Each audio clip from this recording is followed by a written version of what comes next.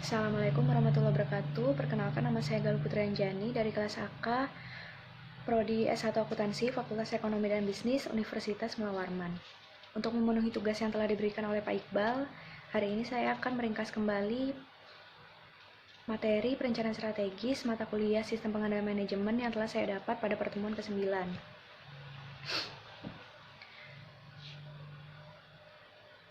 Perencanaan strategis terdiri dari beberapa poin-poin penting. Yang pertama adalah karakteristik dari perencanaan strategis.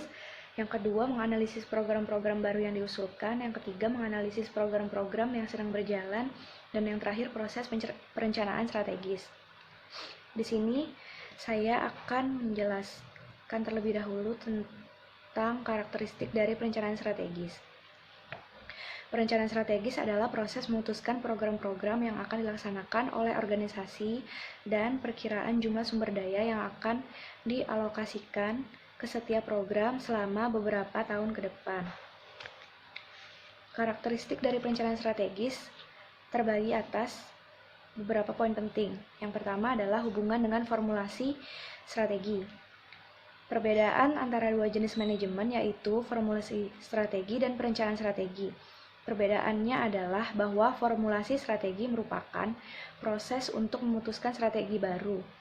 Sementara perencanaan strategis adalah untuk memutuskan bagaimana mengimplementasikan strategi tersebut. Dalam praktiknya, ada sejumlah besar tumpang tindih antara formulasi strategis dengan perencanaan strategis. Studi-studi yang dibuat selama proses perencanaan strategis mungkin mengindikasikan bahwa perlu mengubah cita-cita atau strategi. Sebaliknya, formulasi strategi biasanya memasukkan pertimbangan awal mengenai program-program yang akan diadopsi sebagai alat untuk mencapai cita-cita tersebut.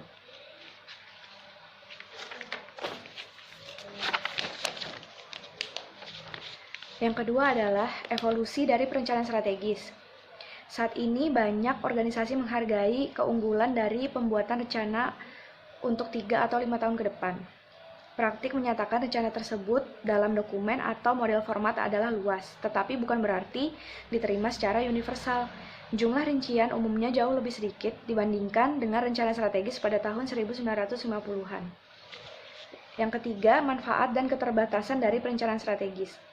Proses perencanaan strategis formal dapat memberikan kepada organisasi yang pertama, kerangka kerja untuk mengembangkan anggaran tahunan.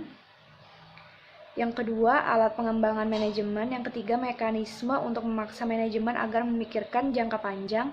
Dan yang keempat, alat untuk menyejajarkan manajer dengan strategi jangka panjang perusahaan.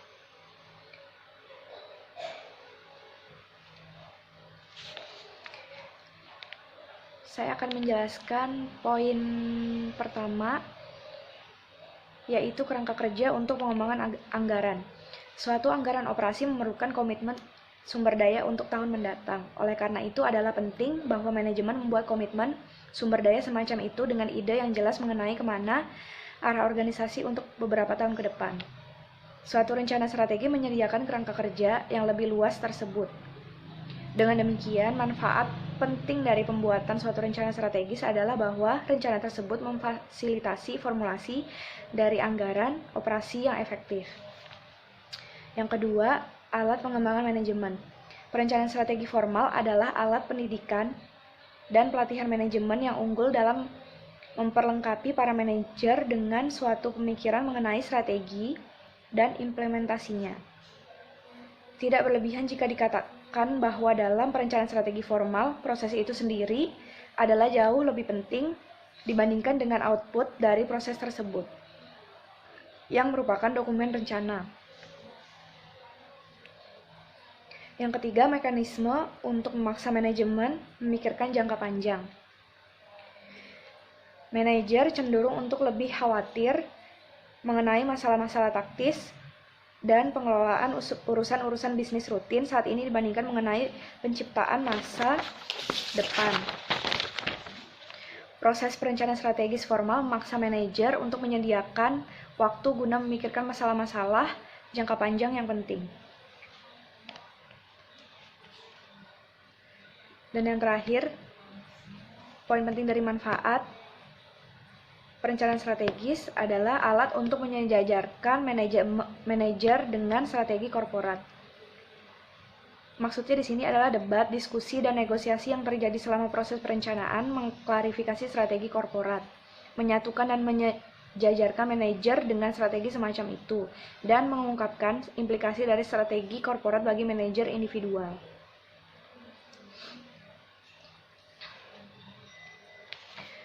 Adapun keterbatasan dalam perencanaan strategis, ada beberapa kekurangan atau keterbatasan potensial dari perencanaan strategis formal. Yang pertama, selalu ada bahaya bahwa perencanaan berakhir menjadi pengisian formulir, latihan birokrasi tanpa pemikiran strategis. Bahaya yang kedua adalah bahwa organisasi mungkin menciptakan departemen perencanaan strategis yang besar dan mendelegasikan pembuatan rencana strategis kepada para staf dari departemen tersebut, sehingga dengan demikian mengabaikan input dari manajemen lini maupun manfaat pendidikan dari proses tersebut. Akhirnya, perencanaan strategis adalah proses yang memakan waktu dan mahal. Beban yang paling signifikan adalah waktu yang diberikan untuk perencanaan strategis oleh manajemen senior dan para manajer pada tingkatan-tingkatan lain di organisasi tersebut. Poin penting yang ketiga dari karakteristik dari perencanaan strategis adalah struktur dan isi program. Hampir di semua organisasi industri, program adalah produk atau keluarga produk, ditambah riset dan pengembangan, aktivitas umum dan administratif, akuisisi yang direncanakan, atau aktivitas-aktivitas penting lainnya yang tidak sesuai dengan lini produk yang ada saat ini. Rencana strategis biasanya mencakup periode 5 tahun ke depan. 5 tahun adalah periode yang cukup panjang untuk mengestimasikan konsekuensi dari keputusan program yang dibentuk atau dibuat saat ini. Dan poin penting yang terakhir dari karakteristik dari perencanaan strategis adalah hubungan operasional. Proses perencanaan strategis melibatkan manajemen senior dan manajer dari unit bisnis atau pusat tanggung jawab utama lainnya, dibantu oleh staf mereka.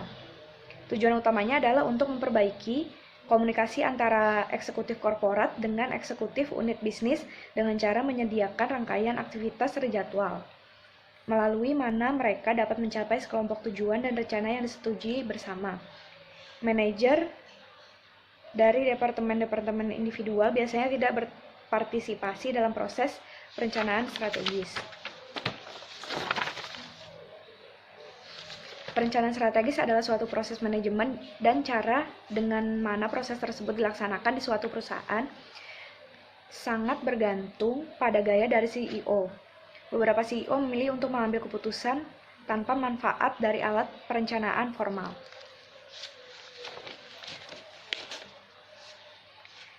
Selanjutnya saya akan menjelaskan tentang menganalisis program-program baru yang diusulkan. Menganalisis program baru yang diusulkan terbagi atas 2 poin penting. Yang pertama, analisis investasi modal, dan yang kedua, pengaturan untuk analisis. Ide-ide untuk program baru dapat berasal dari manapun dalam organisasi, dari CEO, dari staf perencanaan, kantor pusat, atau dari berbagai bagian organisasi yang beroperasi. Organisasi riset dan pengembangan diharapkan menghasilkan ide-ide untuk produk atau proses baru. Organisasi pemasaran diharapkan menghasilkan inovasi pemasaran, dan organisasi teknik produksi diharapkan menghasilkan peralatan dan metode produksi yang lebih baik. Selanjutnya saya akan menjelaskan tentang menganalisis program-program yang sedang berjalan. Dalam banyaknya acara menganalisis program-program yang sedang berjalan dengan teknik analitis yang dapat membantu dalam proses ini. Bagian ini menggambarkan analisis rantai nilai atau value chain analisis dan perhitungan biaya berdasarkan aktivitas atau activity based costing. Dan yang terakhir, saya akan melanjutkan saya akan menjelaskan proses perencanaan strategis. Dalam perusahaan yang beroperasi sesuai dengan tahun kalender, proses perencanaan strategis dimulai pada musim semi dan diselesaikan pada musim gugur, tepat sebelum pembuatan anggaran tahun. Dalam hal ini melibatkan langkah-langkah seperti berikut. Yang pertama adalah meninjau dan memperbarui rencana strategi dari tahun lalu. Dalam hal ini melihat dalam sebuah perusahaan yang mana di situ seperti apa strategi yang telah dilakukan, dan diteruskan untuk memperbarui strategi yang baru untuk menutupi strategi yang masih kurang maksimal dalam strategi yang sebelumnya. Yang kedua, memutuskan asumsi atau pedoman. Setelah strategi sudah diperbarui oleh strategi yang baru, maka diputuskan asumsi-asumsi yang luas seperti pertumbuhan sebuah perusahaan. Yang ketiga, iterasi pertama dari rencana strategi baru, yaitu rencana strategi yang telah selesai berisi laporan laba rugi, persediaan, piutang, dan pos-pos kunci neraca lainnya. Yang keempat, analisis, yaitu menganalisis sebuah perusahaan dalam menjalankan strategi yang mana sudah diperbarui untuk mengetahui kesempatan yang baik bagi perusahaan.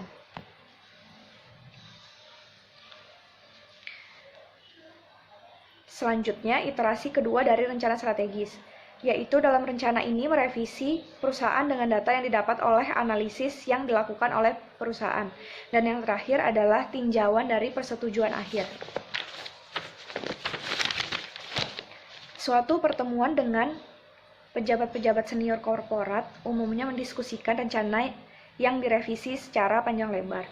Rencana tersebut juga mungkin dipresentasikan pada suatu pertemuan dengan Dewan Direksi.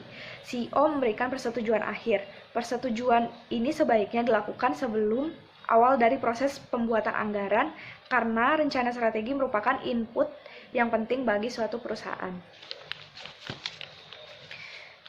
Demikian ringkasan dari materi perencanaan strategis ini yang saya dapat pada pertemuan ke-9 kemarin.